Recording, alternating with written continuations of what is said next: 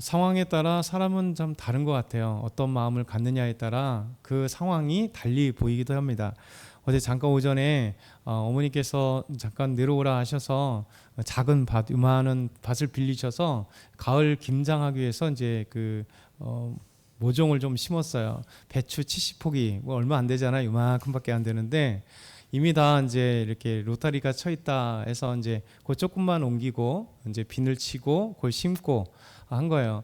근데 이제 지금 날씨가 엄청나게 덥잖아요. 근데 어제는 참 감사한 거예요. 왜냐하면 어제 날씨가 궂은 날씨잖아요. 그러니까 구름이 끼고 비가 조금 온 겁니다. 그러다 보니까 그래도 좀 덥긴 하지만 만약에 구름 끼고 비가 내리지 않았다면 뭐 쨍쨍한 그 날씨로 제가 가지 않으면 어머니가 또 그걸 해야 되니까 참 힘들고 그러면서 이제 그것도 하고 밭에 이제 조금 몇 개 옥수수 때 심어놓은 거 이제 그거 따고 그다음에 옥수수 때 베고 뭐 이런 것들을 조금 했어요. 그리고 이제 일찍 올라왔는데 그러면서 그런 생각을 잠깐 한 거예요. 뭘 생각했냐면 두 가지 생각을 했습니다. 하나는 이 날씨가 어떻게 내 상황이 어떠냐 내 마음이 어떠냐에 따라 동일한 날씨인데 그 날씨가 감사함으로 느끼는 거예요. 만약에 지금 금방 얘기했던 것처럼 구름이 끼지 않았다면 되게 태양빛이 쬐서 잠깐의 그 일하는 것이 아마 땀 범벅이 그러지 않아도 땀 범벅인데 뭐 땀 범벅뿐만 아니라 얼굴도 새까맣게 탈 것이고 그러면서 참 힘들었다라는 생각이 들 겁니다. 그런데 그래도 감사하게 구름이 껴서 뜨거운 태양이 없고 그 다음에 비가 잠깐 내려서 시원하진 않지만 그래도 비오는 살짝 뿌려지는 것 때문에 저에게도 조금 시원한 맛을 느낄 뿐만 아니라 이렇게 모종을 심은 이 배추에게도 비가 내리니까 훨씬 이제 자라기가 좋은 것 이런 것을 생각해 봅니다. 그 두 가지는 제 개인적으로 생각해 본 게 감사다. 뭔 감사냐면 만약에 제가 어머니가 말하지 않았다면 내가 이 일을 할 이유가 뭐가 있겠어요. 그렇죠? 만약에 내가 안 하면 어머니가 힘든 일들을 또 하실 거잖아요. 지금 조금 몸이 안 좋으신데 또 연세가 많으신데 그걸 어머니가 하면 참 힘들겠다. 분명히 이것을 하실 텐데 자식들을 위해서 김장거리 배치 70포기 요걸 키우기 위해서 또 일을 하실 텐데 라는 생각이 듭니다. 우리에게 있어서 이런 어떤 생각들을 하는 거예요. 그 상황은 동일한데 그 상황을 내가 어떻게 받아들이냐에 따라서 그 상황이 다르게 느껴질 수 있다는 거죠. 우리 삶은 항상 그랬습니다. 그리고 또 신앙생활도 마찬가지예요. 우리 신앙생활에 우리가 그 상황을 볼 때 감사로 느끼는 사람이 있는가 반면에 불평으로 느끼는 사람이 있죠. 근데 예수님은 그 상황에 항상 감사하고 하나님의 말씀 따라 순종해 가는 거예요. 지금 상황은 지금 우리 요한복음 계속 보고 있지만 되게 긴 말씀인 것 같지만 예수님의 일주일의 삶을 지금 보고 있는 겁니다. 예수님께서 십자가에 돌아가시기 전에 그 앞에 약 일주일 전부터 지금 이제 가고 있는 거니까 예수님은 본인이 십자가에 못 박힐 것을 아셨고 가룟 유다가 십자가에 못 박힐 자기를 팔 것을 아셨고 배반할 건 아셨습니다. 그리고 더 나가서 베드로에게는 내가 나를 3번 부인하리라 3번 부인할 것을 아셨습니다. 그럼에도 불구하고 이 상황에 대해서 정말 원망과 불평이 아니라 잘 받아들이죠. 예수님은 하나님의 말씀에 순종하고 하나님의 하나님을 사랑하기 때문에 이 고통의 순간이 다가옴에도 불구하고 마음에는 분명히 인간이었기 때문에 또 인간의 모습으로 오셨기 때문에 고통의 그 순간을 아시고 힘드셨겠지만 그럼에도 불구하고 그것에 대해서 불평이 아니라 담담하게 받으신 이유는 바로 이것이 또 하나님을 사랑하는 마음 때문에 그래요. 그러니까 하나님을 사랑하지 않았다면 십자가에 못 박히는 이것을 감당하지 않았겠죠. 순종하지 않았겠죠. 그리고 그 상황에 대해서 예수님께서 받아들이기 힘드셨겠죠. 근데 우리 삶 가운데 이 두 가지를 던져주는 것 같습니다. 어제 잠깐 배추를 좀만 심는 것을 통해서 이 상황이 오히려 동일한데도 불구하고 왜 날씨가 이래, 왜 비가 와, 또 왜 구름 끼고 이제 햇빛이 안 나, 똑같은 마음인데 불평할 수도 있겠지만 내 상황이 일을 해야 되는 상황이면 그래도 햇빛을 가려주는 것이 나에게 감사. 제가 어머니를 사랑하기 때문에 마다하고 잠깐 내려가서 그런 것들을 감당할 수 있는 이유가 거기 있는 것. 그러니까 우리가 주님 앞에서 주님을 사랑하기 때문에 우리가 많은 믿음의 일들을 감당하는 것이고, 또 내 삶의 많은 것들을 하나님께서 하실 일들, 또 하나님이 분명히 나에게 믿음 주시고 하실 일들이 있기 때문에 우리가 그거에 대해서 불평보다는 감사가 나온다라는 것이죠. 오늘 예수님께서는 우리에게 첫 번째, 두 번째 말씀하시는데, 첫 번째는 우리가 하나님을 사랑하면, 예수님께서 정말 사랑하는 사람들은 이 말씀에 순종한다라는 거예요. 오늘 말씀 22절에서 14절 말씀 보면 같이 읽어볼까요? 시작. 가롯인 아닌 유다가 이르되 주여 어찌하여 자기를 우리에게는 나타내시고 세상에는 아니하리라 하시나이까. 예수께서 대답하여 이르시되 사람이 나를 사랑하면 내 말을 지키리니 내 아버지께서 그를 사랑하실 것이요 우리가 그에게 가서 거처를 구하 함께하리라. 나를 사랑하지 아니하는 자는 내 말을 지키지 아니하나니 너희가 듣는 말은 내 말이 아니요 나를 보내신 아버지의 말씀이니라. 아멘. 가롯인 아닌 유다, 가롯 유다가 있고 유다가 있었잖아요. 그러니까 분리하기 위해서 이렇게 얘기합니다. 자주 말씀드린 것처럼 지금 예수님 당시에는 사람들의 성이 없어요. 한민수라는 이 이름에는 한이 성이잖아요. 누구나 가지고 있는 청주한 씨, 그리고 민수라는 이름이 같이 붙어 있는 겁니다. 그래서 우리는 한민수, 우리 이재균 집사님 이재균이라는 이 씨가 이제 성이잖아요. 근데 이 성이 예수님 당시에는 없었습니다. 그래서 모든 사람들이 딱 이름만 있어요. 유다, 마리아, 요셉, 딱 이름만 있는 거예요. 요셉은 요 씨가 성이 아니고 마리아는 마 씨가 성이 아니라 그냥 이름만 있어요. 그러다 보니까 이름만 있으니까 이제 분류하기 위해서 마리아는 사람이 많고, 그렇죠? 그러다 보니까 이 마리아도 있고 저 마리아도 있는 거잖아요. 그래서 막달라 마리아, 막달라에 사는 마리아, 막달라인 마리아죠. 그래서 가롯 유다도 가롯인 유다예요. 가롯이라는 동네에 유다. 그래서 가롯 유다라고 이렇게 칭하는 겁니다.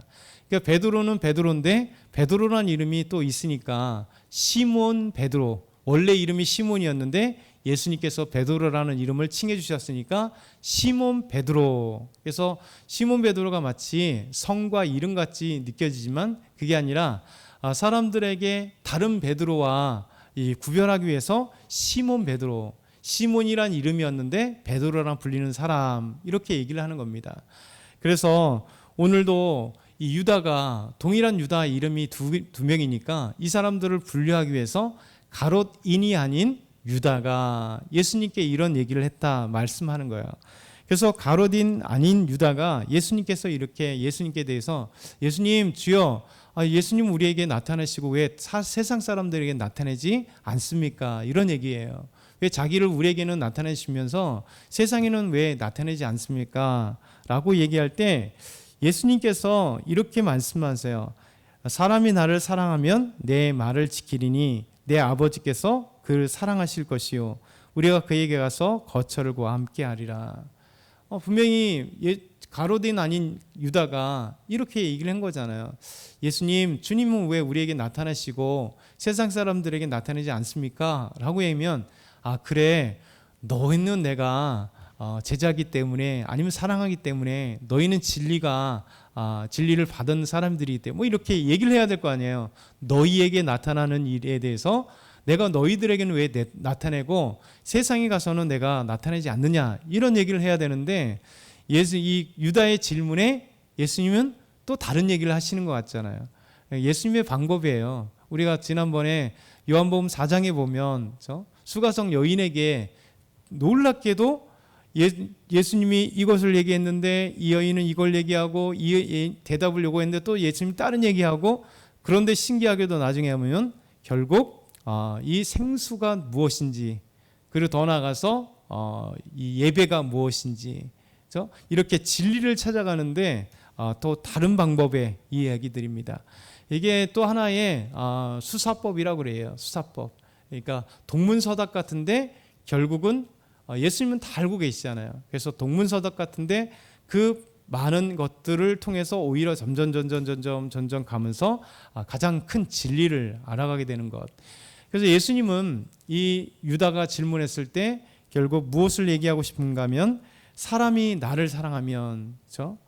나를 사랑하면 예수님의 말씀을 지킨다는 거죠. 우리가 예수님을 사랑하기 때문에 예수님 말씀 지키는 거잖아요.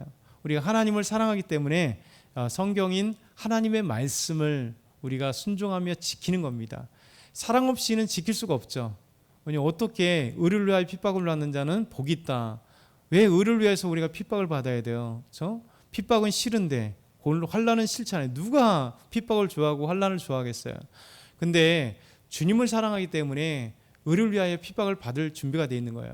왜냐하면 핍박은 잠시지만 그의 놀라운 하나님의 영광이 있기 때문에, 그렇죠?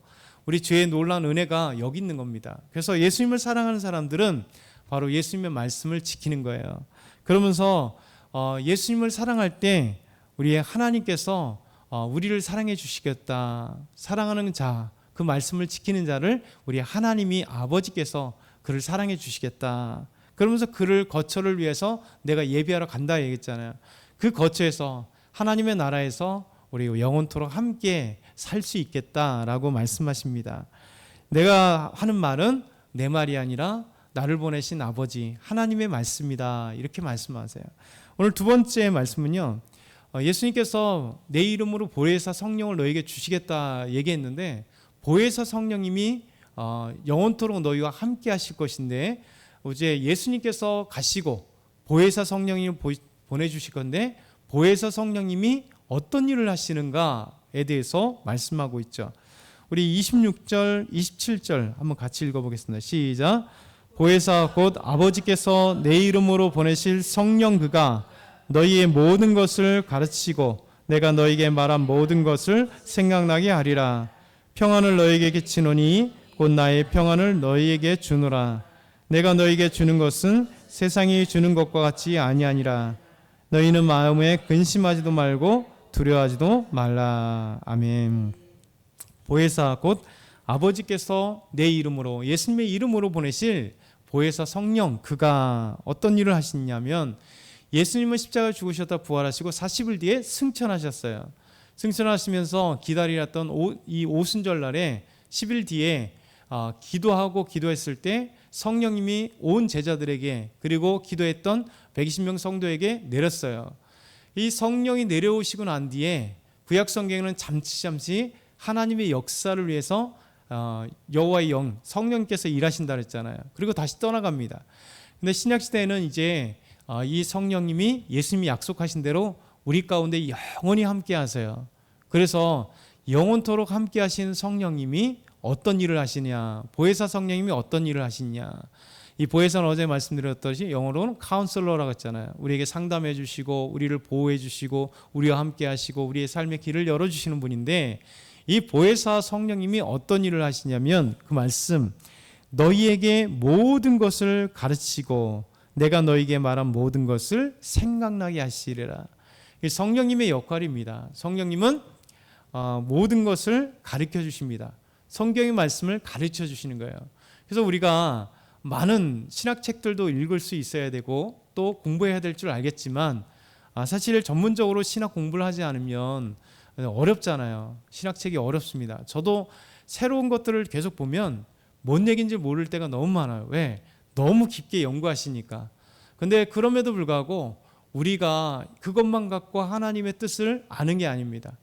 진리의 성령께서 아버지의 영이신 하나님의 영이신 성령께서 하나님의 깊은 것이라도 다 통달하시기 때문에 고린도전서 2장의 말씀처럼 우리가 성령님을 의지하고 기도할 때 성령님이 하시는 역할이 뭐냐면 하나님의 말씀 모든 것을 우리 안에서 이 우둔한 머리를 깨우쳐 주시고 밝게 해주셔서 하나님의 말씀을 깨닫게 하시는 거예요. 진리를 깨닫게 하시는 거예요. 이걸 가르쳐 주시는 거예요. 두 번째는 예수님께서 내가 너희에게 가르친 모든 것을 생각나게 하시리라. 여러분, 예수님의 제자들 보세요. 복음서를 보면 3년 동안 열심히 가르쳤는데 모르잖아요. 그리고 다 까먹잖아요. 어제 한 얘기도 모르겠고 예수님께서 오병이어 7병이어 사건 속에서 가르쳐 주신 것, 천국의 비밀, 이들이 이해하지도 못하고 알지도 못해요.